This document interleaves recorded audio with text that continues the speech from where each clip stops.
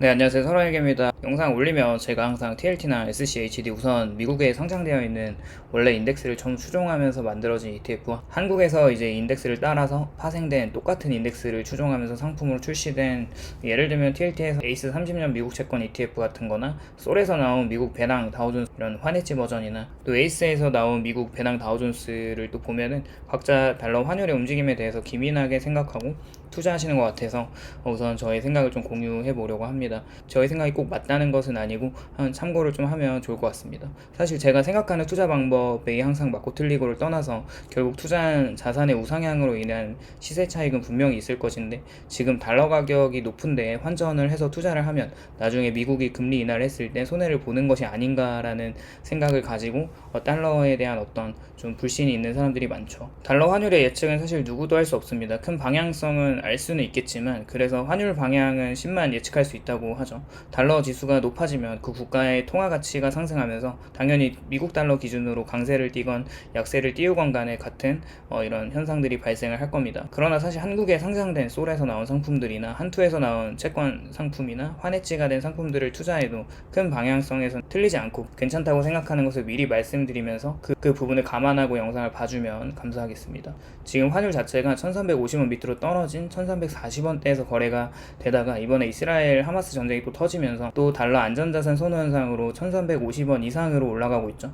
그만큼 우리는 달러가 단기적으로 위로 올라갈 것인가 내려갈 것인가를 예측하면서 투자하는 것은 바람직하지 못합니다. 현재 미국의 기준금리가 5.5%이고 달러 인덱스가 어느새 이제 106까지 치고 올라오면서 전세계 환율로 다시 킹달러의 귀환이라고 불릴 만큼 달러에 계속 랠리가 일어나고 있는 상황이죠. 그에 비해서 우리나라 원화는 기준금리 3.5%로 더 이상 가계부채로 금리를 올릴 수 없는 상황이라고 했을 때 금리 격차가 벌어지고 하반기 수출과 무역 수지가 개선되면서 잘 버티고 있는 상황이긴 하지만, 환율이 결국에는 단기적으로 이렇게 낮아지는 것에 대한 흐름은 동의합니다. 결국에 미국은 기준금리를 낮추게 될 것이고 그에 따른 강달러에서 약달러로의 흐름이 나타날 가능성이 높죠.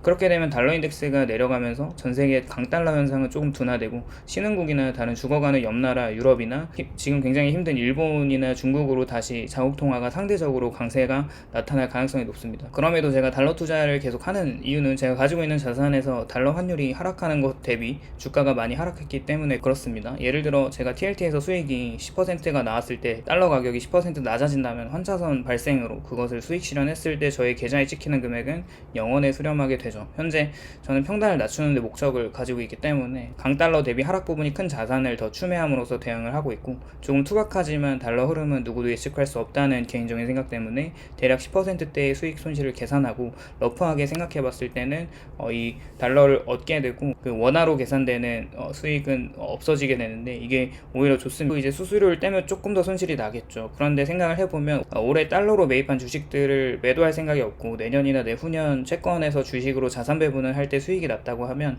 250만원 이상에서 우리는 양도소득세를 22%를 내게 되잖아요. 우선 이 부분에서 우리는 달러 수익을 얻게 되는 반면에 250만원 이상 넘어가는 세금 리스크를 좀 생각해 본다면 그것이 들지 않기 때문에 꽤나 매력적이라는 거죠. 그리고 달러가 계속 하락하고 또 하락한 상황에서 계속 머물러 있지 않는다고 이제 우리는 생각해 볼 필요가 있어요. 물론 이것 때문에 달러 투자를 하는 건 아니에요. 사실 저는 한국 국가 자체의 경제 성장 구조 선진국화가 되면서 저성장 국면으로 진입했다고 생각을 하고 있어요. 미국의 고금리 기조가 끝났을 때 원화 환율이 내려간다는 것에 동의하지만 장기적으로 봤을 때 원화 강세로 장기간 이어질 것 같진 않아요. 역사적으로 보면 우리나라와 미국 환율의 이제 적정 라인은 1200원 밑에서 1150원에서 1170원 정도 사이에서 움직이고 있는데, 이런 평균선이 조금 상향되지 않을까라는 조심스럽게 생각을 해보고요. 그렇죠. 그렇다고 달러 투자만 하고 있지는 않아요. 저는 현재 포트폴리오에서 대략 56%대 44% 정도 미국 자산과 한국 자산을 동시에 투자를 하고 있어요. 그 상황에서 한국 자산보다 미국에 투자한 채권 손실이 더 크기 때문에 환전을 과감없이 하면서 투자를 이어나가고 있는 거죠. 이것은 그렇게 각자에 맞게 포트폴리오에 이제 기반해서 생각을 하면서 투자를 하는 게 좋을 것 같아요. 사실 매크로나 투자 흐름을 볼 때 너무 생각을 많이 하고 신경을 많이 쓰면서 투자를 하면 그런 방향으로 꼭 흘러가지는 않더라고요. 또 달러 강세에 환전을 해서 달러 하락으로 수익이 줄어든다고 해서 미국 주식에 대한 투자를 끝낼 건 아니기 때문에 영구적으로 이제 달러 자산을 가져갈 거면 채권으로 수익이 난 이후에 팔고 나서 달러는 늘어나고 세금을 낼 필요가 없는 상태로 다시 다른 자산을 사면서 달러를 벌어들일 수 있겠죠. 또한 언제 또 강달러가 시작될지 모르는 기간에서 단기간 환율 변동에 너무 스트레스를 받을 필요는 없다고 생각을 하고 있어요. 그렇게 저의 달러 투자에 대한 생각을 조금 이야기를 해봤고요. 오늘도 시청을 해주셔서 감사드리고 도움이 되셨다면 좋아요와 구독을 부탁드립니다.